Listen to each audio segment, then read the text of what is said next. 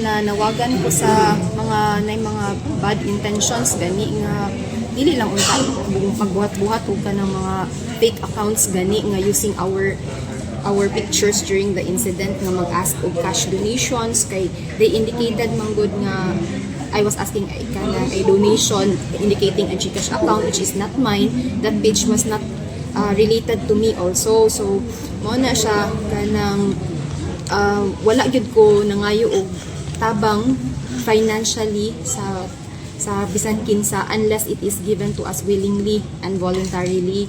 So for those who helped, salamat. For those nga na bad intentions, please stop.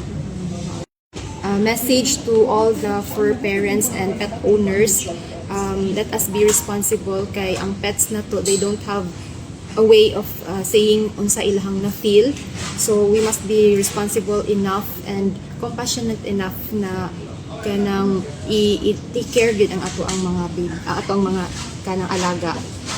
But sa imo nga part ma'am kanang family na gyud imong treatment? Yes, they are considered my family kay sa akong mga previous interviews you can one mo good nga I'm living alone in that particular area kay my husband is almost 9 months man siya na sa Barukugod, so ako lang yun sa balay, so sila lang yung duha ang ako ang kauban, so I treated them as families lang.